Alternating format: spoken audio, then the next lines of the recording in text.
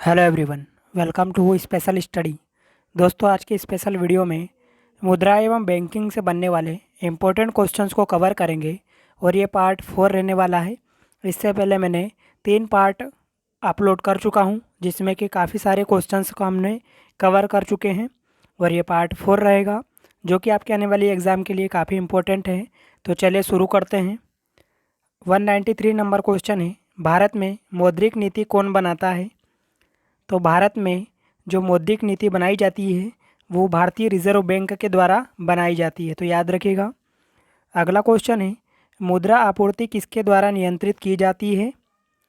तो जो मुद्रा आपूर्ति है वो नियंत्रित की जाती है आरबीआई के द्वारा। ये भी काफ़ी बार पूछा गया है क्वेश्चन। अगला क्वेश्चन देखते हैं, भारत में ग्रामीण अवस्थापना विकास कोय कार्यक्रम को क्रियान्वित करने वाली मुख्य संस्था कौन सी है? तो मुख्य संस्था है नाबार्ड। ठीक है। अगला क्वेश्चन है, भारत में दार्शनिक मुद्रा प्रणाली शुरू की गई थी। तो भारत में जो दार्शनिक मुद्रा थी प्रणाली थी उसको शुरू किया गया था कब? तो ये किया गया था दोस्तों 1957 में। ठीक है। अगला क्वेश्चन है, ग्रामीण बैंकों की कार्यकारी समूह की सिफारिशों के फलस्वरूप शुरू में 5 ग्रामीण प्रादेशिक बैंक स्थापित किए गए थे। किस वर्ष में किए गए थे? तो याद रखिएगा, ये किए गए थे 1975 में। अगला क्वेश्चन है 198 नंबर क्वेश्चन, फेडरल रिजर्व निम्नलिखित में से किस देश का एक वित्तीय संगठन है? तो ये क्वेश्चन आपको मैं करवा चुका हूँ। ये यूएसए का सेंट्रल बैंक कहलाता है। ठीक है, केंद्रीय बैंक। अगला क्वेश्चन देखते हैं 199 नंबर क्वेश्चन, भारत में निजी क्षेत्र का बैंक निम्नलिखित में से कौन सा एक है? तो निम्न में से कौन सा है? कोटक महिंद्रा बैंक इसका सही आंसर हो जाएगा। अगला क्वेश्चन, हमारे देश में बैंकों द्वारा सामान्यतः अधिकतम कितनी अवधि के लिए घरेलू सावधि जमाओं को स्वीकार किया जाता है?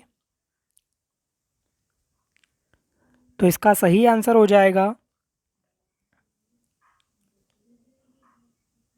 10 वर्ष। ठीक है, ऑप्शन नंबर डी इसका सही आंसर हो जाएगा।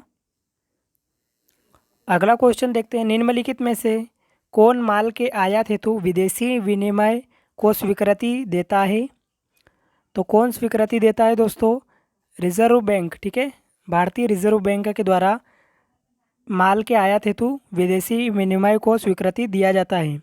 202 नंबर क्वेश्चन है, भारत में ट्रेजरी, ठीक है, ट्रेजरी बिल बेचे जाते हैं।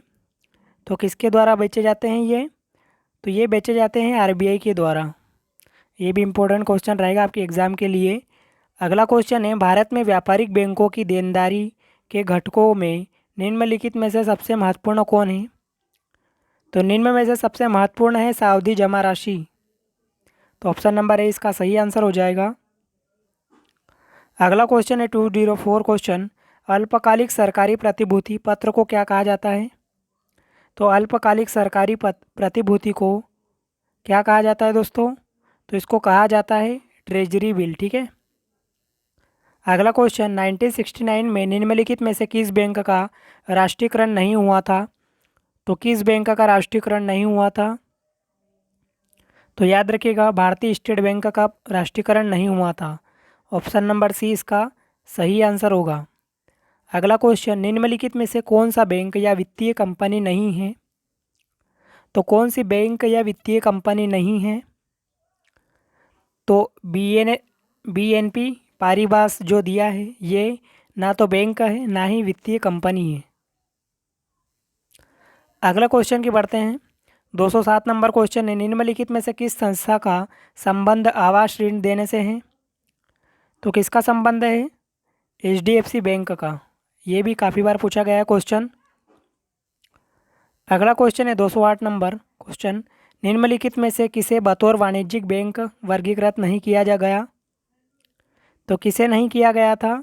शहरी सहकारी बैंक को। अगला क्वेश्चन है 209 नंबर क्वेश्चन, निम्नलिखित में से क्या बैंक का मुख्य कार्य नहीं है?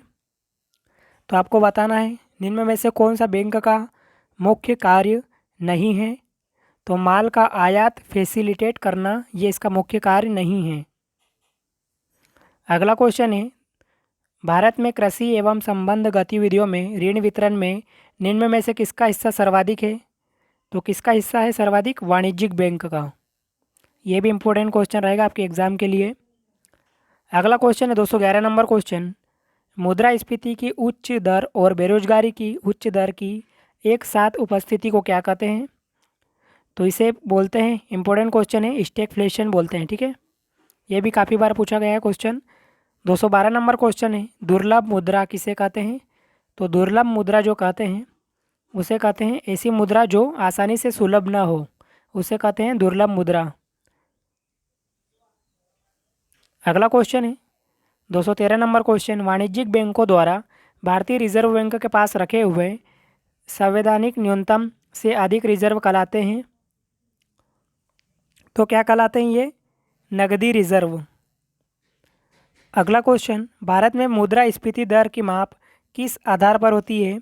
तो भारत में मुद्रास्फीति दर की माप किस आधार पर होती है?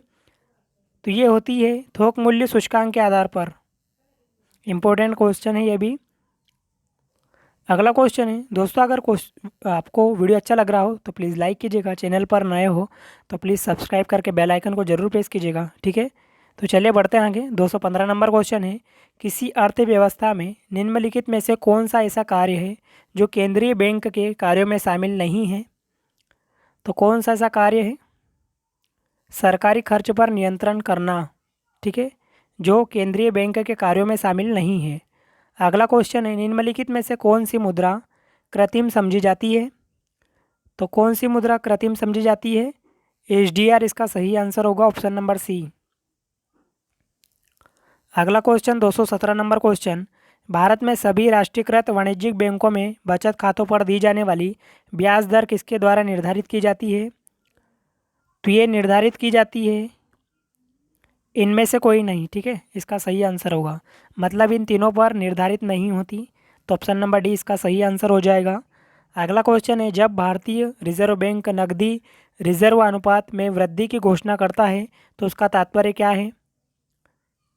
तो उसका तात्पर्य है वाणिज्यिक बैंक के पास उधार देने के लिए कम मुद्रा होगी, ये इसका सही तात्पर्य हो जाएगा।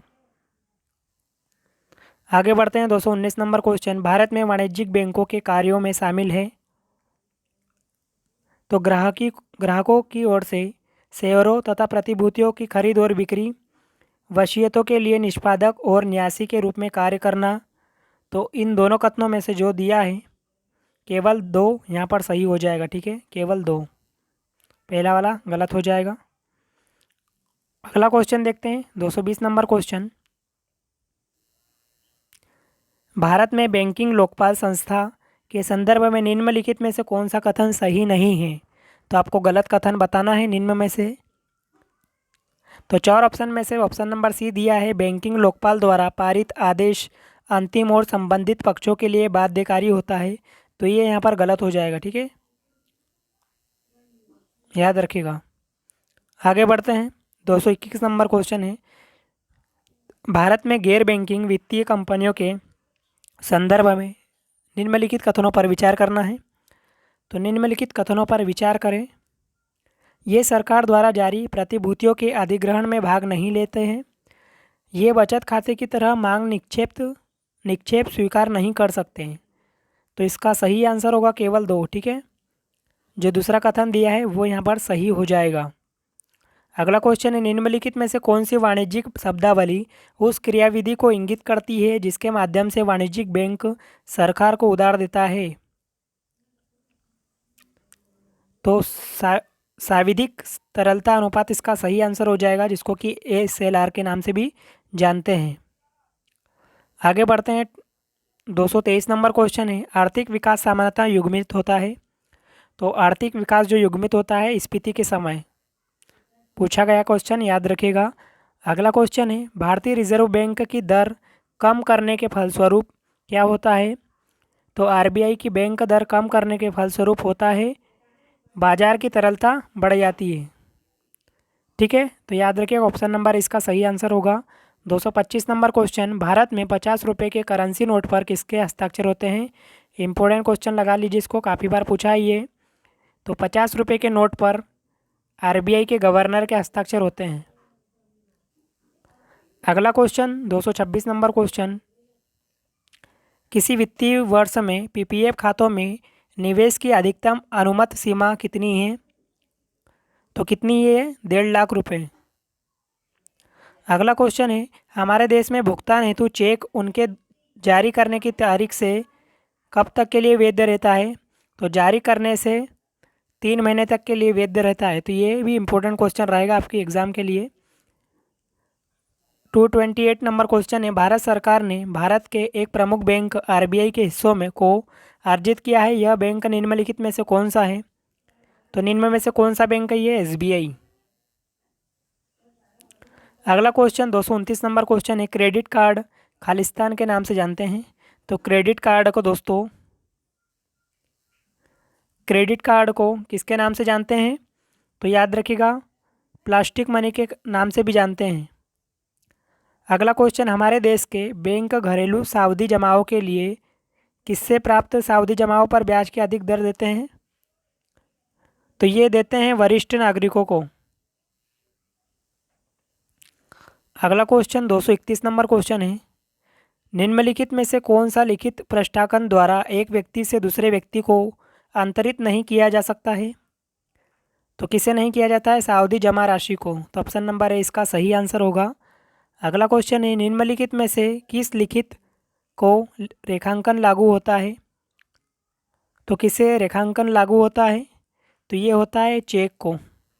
ये भी इम्पोर्टेंट क्वेश्चन रहेगा आपके एग्ज़ाम के लिए। आगे बढ़ते हैं 223 नंबर क्वेश्चन है, 233 नंबर क्वेश्चन, निम्नलिखित में से कौन सा एक विकास बैंक है? तो कौन सा विकास बैंक है? राष्ट्रीय आवास बैंक। अगला क्वेश्चन, निम्नलिखित में से किस आस्ति का बंधक किया जा सकता है? तो किसका बंधक किया जा सकता है? भूमि तथा भवन का। अगला क्वेश्चन है, निम्नलिखित में से कौन एक विदेशी बैंक नहीं है? तो आईएनजी वेश्या जो दिया है ये एक बैंक नहीं है, आईएनजी वेश्या बैंक। ठीक है, बढ़ते हैं आगे।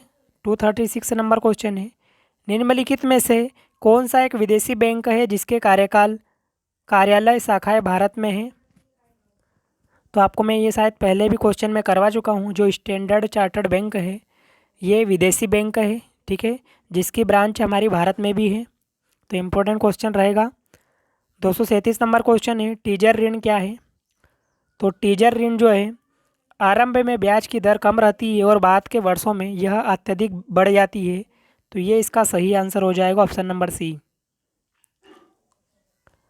अगला क्वेश्चन है 238 नंबर क्वेश्चन, बैंक की एक शाखा को एक ग्राहक से 100 रुपये का एक जाली नोट प्राप्त होता है जो ग्राहक वापस चाहता है। बैंक को निम्नलिखित में से क्या कार्यवाही करनी चाहिए? तो कौन सी कार्रवाई करनी चाहिए? नोट परिबद्ध करना और वापस नहीं लौटाना। तो ऑप्शन नंबर बी इसका सही आंसर हो जाएगा। आगे बढ़ते हैं 239 नंबर क्वेश्चन है, आशोध्य ऋण का अर्थ निम्नलिखित में से क्या है? तो आशोध्य ऋण का क्या है तात्पर्य? किसी कंपनी को देय राशियाँ जिसका भुगतान नहीं होने वाला है। तो ऑप्शन नंबर बी इसका सही आंसर हो जाएगा यहाँ पर। आगे बढ़ते हैं, हमारे देश के लगभग सभी बैंकों ने किसानों को फसल ऋण देने के लिए किसकी सुविधा शुरू की है? तो किसकी सुविधा शुरू की है दोस्तों? तो ये की है किसान क्रेडिट कार्ड की। इम्पोर्टेंट क्वेश्चन रहेगा ये भी। आगे बढ़ते हैं 241 नंबर क्वेश्चन है, खुदरा बैंक के अंतर्गत निम्नलिखित में से किसे एक ऋण नहीं माना जाता है? तो किसे एक ऋण नहीं माना गया है? मूलभूत सुविधा ऋण को। तो ऑप्शन नंबर ई इसका सही आंसर होगा। अगला क्वेश्चन है, आरटीजीएस लेन देन के लिए निम्नलिखित निर्धारित न्यूनतम अधिकतम सीमा क्या है? तो क्या है ये? निर्धारित न्यूनतम सीमा 2 लाख और अधिकतम सीमा कोई नहीं है। तो ऑप्शन नंबर सी इसका सही आंसर हो जाएगा। आगे बढ़ते हैं 243 नंबर क्वेश्चन है, निम्नलिखित में से क्या रेपो दर का सही अर्थ दर्शाता है? तो रेपो दर का सही अर्थ क्या है? बैंकों द्वारा आरबीआई से रुपए उधार लेने की दर, तो ऑप्शन नंबर 20 का सही आंसर होगा। अगला क्वेश्चन, संकट के समय के दौरान वाणिज्यिक बैंकों की जो आरक्षित तथा बतौर बफर चल निधि का काम कर सकती है वह है, तो वह क्या है? SLR है। ठीक है। अगला क्वेश्चन 245 नंबर क्वेश्चन है, आरबीआई के मानदंडों के अनुसार ग्राहक की पहचान के लिए वैध दस्तावेज निम्नलिखित में से कौन सा है? तो वैध दस्तावेज है चुनाव पहचान पत्र। अगला क्वेश्चन, चेक या मांग ड्राफ्ट जैसे बैंकिंग लिखित पर चुंबकीय सामग्री से बनी विशेष प्रकाश की स्याही से मुद्रित 9 अंकीय संख्या क्या कहलाती है? तो ये कहलाती है MICR कोड। अगला क्वेश्चन है, बैंकिंग चैनल के माध्यम से सर्वाधिक तेज धन अंतरण सिस्टम है, तो क्या है ये? राष्ट्रीय इलेक्ट्रॉनिक निधि अंतरण। तो ऑप्शन नंबर डी जो दिया इसका सही आंसर हो जाएगा। आगे बढ़ते हैं। 248 नंबर क्वेश्चन है, लिखत जो एक विशिष्ट अंतर्निहित आस्ति से अपना मूल्य प्राप्त करता है उसे क्या कहते हैं? तो उसे कहा जाता है दोस्तों बॉन्ड। ठीक है, तो इम्पोर्टेंट क्वेश्चन रहेगा ये भी। 249 नंबर क्वेश्चन है, ओवरड्राफ्ट खाते में ग्राहक बैंक का क्या करता है? तो ये होता है देनदार। ठीक है, ऑप्शन नंबर डी ई इसका सही आंसर होगा। ओवरड्राफ्ट खाते में ग्राहक बैंक का देनदार होता है। अगला क्वेश्चन है, बैंक दर वह दर है जिस पर, तो जिस पर क्या करते हैं? आरबीआई वाणिज्यिक बैंक के विनिमय बिल भी डिस्काउंट करते हैं। तो ऑप्शन नंबर डी इसका सही आंसर होगा, याद रखिएगा। आगे बढ़ते हैं। 251 नंबर क्वेश्चन, क्रेडिट कार्ड ग्राहकों द्वारा भुगतान का पसंदीदा तरीका क्यों है? तो ये पसंदीदा तरीका क्यों है? ग्राहक कभी खरीद कर बाद में भुगतान कर सकता है, तो ऑप्शन नंबर इसका सही आंसर हो जाएगा। आगे बढ़ते हैं। 252 नंबर क्वेश्चन, निम्नलिखित में से क्या वाणिज्यिक बैंक का कार्य नहीं है? तो कौन सा कार्य नहीं है? CRR, SLR तथा रेपो दर जैसी नीतिगत दरें तय करना, तो ये इसका कार्य नहीं है। अगला क्वेश्चन है, बैंक पार चेक आहरित करने वाले ग्राहक को निम्नलिखित अधिकार होता है, तो कौन सा अधिकार होता है? चेक के भुगतान से पहले उसका भुगतान रोकने का। तो ऑप्शन नंबर सी इसका सही आंसर होगा। तो उम्मीद है कि दोस्तों सभी क्वेश्चन आपको अच्छे लगे होंगे। आप जितने भी और भी बचे हैं क्वेश्चंस इंपॉर्टेंट, उनको नेक्स्ट पार्ट में लेके आऊँगा। अगर आपको वीडियो पसंद आया हो, मेरी मेहनत अच्छी लग रही हो, तो प्लीज़ वीडियो को लाइक करके चैनल को सब्सक्राइब करके हमें मोटिवेट ज़रूर कीजिएगा। तो चलिए ऐसे इंपॉर्टेंट क्वेश्चन के साथ मिलते हैं नेक्स्ट वीडियो में। और आपको मैं बता दूं कि मैंने इंडियन जियोग्राफी और पॉलिटी को कंप्लीट टॉपिक वाइज MCQ के रूप में कवर किया है। उनको आप देखना चाहते हो वीडियोस को, तो ऊपर दिए गए आई लिंक पर जाकर उन वीडियोस को देख सकते हो। तो चलिए मिलते हैं नेक्स्ट वीडियो में, जब तक के लिए जय हिंद, ऑल द बेस्ट।